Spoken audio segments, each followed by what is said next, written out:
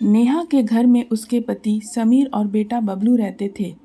बबलू नेहा और समीर का इकलौता बेटा जिसे बड़े ही नाजों से पाला।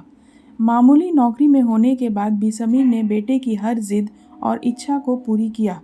जब बबलू छोटा था तो माँ का पल्लू थामे इधर उधर घूमता। अब बबलू 22 साल का हो गया है। जब से बबलू समझदार हुआ और अलग कमरे में सोने लगा, तब से नेहा रात को सोने से पहले बबलू के कमरे में जाती। उसे सोता हुआ देख उसके मन को एक सुकून मिलता। कभी बबलू पढ़ाई करता रहता तो नेहा को देख उसे अपने पास बैठा लेता। देर दोनों माँ बेटे बातें कर लेते। बबलू की कुछ दिनों पहले नौकरी लग गई थी। बबलू को अच्छी खासी तनख्वाह मिलती। धीरे धीरे बबलू तरक्की की सीढ़ियाँ चढ़ने लगा। अपने बेटे की तरक्की देख दोनों पति पत्नी बहुत खुश थे। अब नेहा घर में बहू लाना चाहती थी। बहुत सपने देखे थे नेहा ने अपने बहू के लिए और उसने कई तस्वीरें अपने समाज के शादी की पत्रिका से निकाली और बबलू को दिखाई। बबलू ने अंकिता को पसंद किया। जल्द ही बबलू और अंकिता की सगाई हो गई और 2 महीने बाद शादी का मुहूर्त तय हो गया। बबलू और अंकिता का बातें करने का सिलसिला शुरू हो गया। धीरे धीरे बबलू अंकिता के प्रेम में डूबने लगा था। रात को भी ऑफिस से आने के बाद खाना खाकर अपने कमरे में चला जाता। अपने माता पिता के साथ बैठता ही नहीं। सुबह भी अंकिता के फ़ोन से ही शुरू होती। नेहा को यह सब अच्छा नहीं लगता क्योंकि उसका बेटा जो माँ माँ करता नहीं थकता था, वो शादी के पहले ही अंकिता के गुणगान करने लगा था। एक दिन रात को सोने से पहले नेहा बबलू के कमरे में गई। बबलू अंकिता से फ़ोन पर बातें कर रहा था। नेहा को देख बबलू ने अचानक कॉल काट दिया और बोला, माँ तुम इस समय? नेहा ने कहा, हाँ मैं देखने आई हूँ तू सो गया या नहीं। उधर अचानक से कॉल कट हो जाने से अंकिता परेशान हो गई और बबलू को कॉल करने लगी। बबलू ने गुस्से से माँ से कहा, माँ इस तरह रात को मेरे कमरे में मत आया करो। अब मैं बच्चा नहीं रहा, बड़ा हो गया हूँ। नेहा को यह शब्द बहुत ही बुरे लगे। वह चुपचाप अपने कमरे में चली गई। उसकी आंखें नम थी। अपने साड़ी के पल्लू से आंखें पोंछने लगी तो यह देख समीर ने पूछा, क्या हुआ? नेहा ने सारी बात समीर को बता दी। यह सुनकर समीर ने कहा, तुम भी ना? अरे भूल गई क्या अपने जवानी के दिन? किस तरह हम छुप छुप कर बातें करते थे, फिल्में देखने जाते थे, शादी के पहले एक दूसरे के साथ समय बिताते थे। अब तुम्हारे बेटे की सगाई हो गई है। उसे नौकरी के साथ साथ अंकिता को हमें सबको समय देना होता है, इसलिए कह दिया होगा उसने ऐसा। उसकी भी अब प्राइवेसी है, समझी ना? नेहा ने हाँ में सर हिलाया। समय बीता। अंकिता शादी कर घर आ गई। कुछ दिनों के बाद बबलू ऑफिस से आया और उसने बताया कि उसे ऑफिस की तरफ से विदेश जाने का मौका दिया जा रहा है। यह सुन सब बहुत खुशी हुए पर नेहा को खुशी नहीं हुई। बबलू और अंकिता विदेश चले गए। पहले रोज अंकिता कॉल कर लेती थी। बबलू भी अपने माँ बाबू जी के साथ बातें कर लेता, पर फिर सप्ताह में एक बार कॉल करने लगे और धीरे धीरे महीने में एक बार। यदि नेहा कॉल करती तो बबलू कह देता व्यस्त हूँ, पर फिर भी अपने मन को मार कर नेहा रोज दिन में एक बार कॉल कर लेती थी। नेहा उदास सी रहने लगी। जिस बेटे को प्यार से पाला पोसा, उसने उन्हें दूध में से मक्खी के जैसे निकाल फेंका। पर समीर उसे समझता था कि आजकल का ज़माना है ही। इस पर नेहा समीर की बात को नज़रअंदाज कर मन ही मन दुखी रहती। बबलू और अंकिता को विदेश गए 2 साल हो गए थे, पर वो एक बार भी घर नहीं आए। 2 साल में घर से कोई पकवान तक ना बना। समीर कभी कहता कि खीर कचौरी पूरी बना लो तो नेहा चिढ़कर कहती, यहाँ बेटे हाथ से चला गया और तुम्हें पकवान खाना है? वह था तो यहाँ घर घर जैसा लगता, अब तो जीवन वीरान सा हो गया है। बेचारे समीर कुछ कह नहीं पाते। बाजार से जाकर जो मन करता खाने को ले आते, पर बाजार के पकवानों में वो स्वाद कहाँ जो पत्नी के हाथों में। समीर के रिटायरमेंट का दिन करीब आ गया था। नेहा ने बबलू को कॉल कर कर कहा, बेटा परसों तेरे पापा का रिटायरमेंट दिवस है।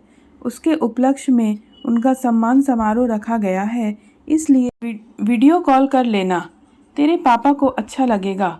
बबलू ने कहा, ठीक है माँ, सम्मान समारोह के दिन बड़े ही अच्छे से समीर का स्वागत हुआ।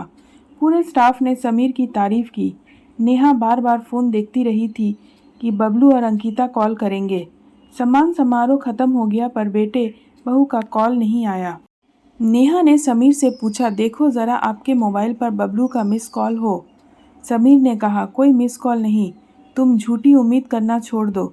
देखो नेहा, मैं तुम्हें कब से समझा रहा हूँ, तुम बेटे बहू से आस लगाए बैठी हो और अपना दिल दुखाए जा रही हो।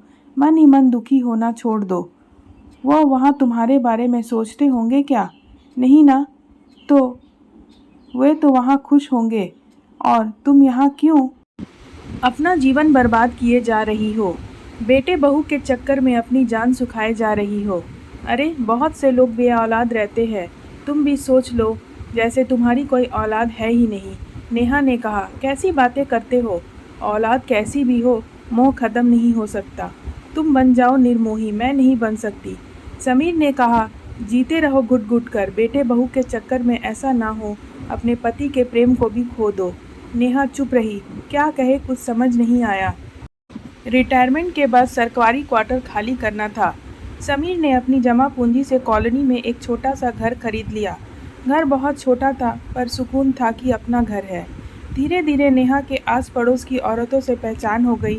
सामने एक बड़ा सा गार्डन था जहाँ बहुत से समीर और नेहा के हम उम्र लोग वॉक पर आते। धीरे धीरे अच्छे दोस्त बन गए थे। समीर के साथ नेहा भी सहेलियाँ बना ली थी। बातों बातों में उसे पता चला उसके घर की समस्या तो कुछ नहीं है। दूसरे औरत तो और भी ज़्यादा अपने बहू बेटों से परेशान है।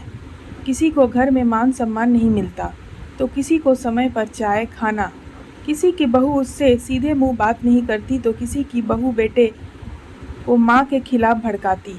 बेचारी कोई दवा और इलाज को तरसती।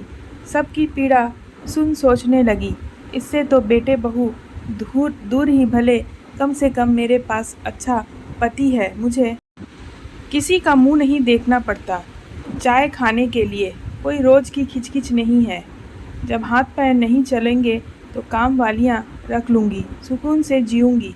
सच कहते हैं समीर, वे वहाँ खुश है तो मैं क्यों अपना दिल दुखाऊं? क्यों सोच सोच कर मन ही मन दुख होऊं? मैं अपने घर की मालकिन हूँ, आराम से जीऊँ पति के साथ। बहुत समय के बाद नेहा के मन में शांति थी और चेहरे पर खुशी। घर आकर हाथ मुंह धोकर नेहा रसोई में मटर की कचौड़ी और गाजर का हलवा बनाने लग गई। रसोई से खाना की महक आई तो समीर रसोई में गए। नेहा ने समीर से कहा, आज सब आपकी पसंद का खाना बन रहा है। समीर हैरान थे पर खुश थे कि नेहा में बदलाव आया। नेहा की रसोई में गुनगुनाने की आवाज़ बाहर तक आ रही थी। उसके बाद नेहा ने बबलू और अंकिता को कॉल तक नहीं किया। जब कोई इंसान किसी की कदर और फिक्र करना छोड़ देता है तब उसे उसकी अहमियत का पता चलता है। 1 महीने बाद बबलू ने कॉल किया। नेहा ने फ़ोन उठाया। बबलू ने पूछा, मम्मी कैसी हो? आपने तो कॉल ही करना बंद कर दिया। नेहा ने कहा, हाँ बेटा, आजकल हम बहुत व्यस्त रहते हैं। बबलू ने पूछा, कहाँ व्यस्त रहती हो? नेहा ने कहा, जब अपने पराये हो जाते हैं तो परायों को अपना बनाना पड़ता है। बबलू, अच्छा फ़ोन रखता हूँ, मिसेस दुबे आई हुई है। फ़ोन रखकर नेहा मन ही मन मुस्कुराई। उसने बबलू से झूठ कहा था। फिर नेहा ने 1 सप्ताह तक कोई कॉल नहीं किया। बबलू ने कॉल किया तो फिर कहने लगी व्यस्त हूँ। बबलू समझ गया था उसके माता पिता को उसकी कोई ज़रूरत नहीं है। उन्होंने उसके बिना जीना सीख लिया है। इसलिए बबलू अब रोज़ कॉल करता है क्योंकि वह जानता था कि जीवन में माता पिता के सहारे की उसे बहुत ज़रूरत पड़ने वाली है। नेहा इस परिवर्तन से खुश थी। जानती थी यह सब बबलू अपने स्वार्थ के लिए कर रहा है, पर नेहा ने अब उम्मीद लगाना बंद कर दी थी क्योंकि उम्मीद एक ऐसी चीज़ है जो पूरी ना हो तो इंसान टूटने लगता है। इसलिए ज़्यादा सोचकर व्यर्थ चिंता करने से अच्छा है खुश रहो, मस्त रहो और सब कुछ समय पर छोड़ दो और दूसरे से उम्मीद करना भी छोड़ दो तो जीवन खुशहाल बन जाता है। दोस्तों, मेरी कहानी अच्छी लगी हो तो एक लाइक करके अपना प्यार दिखाइएगा और कैसा लगा ज़रूर बताएं। अगर आप मेरे चैनल पर नए हैं तो आपका स्वागत है और सब्सक्राइब करना ना भूलें। अच्छी अच्छी कहानी सुनने के लिए मेरे साथ बने रहे। धन्यवाद।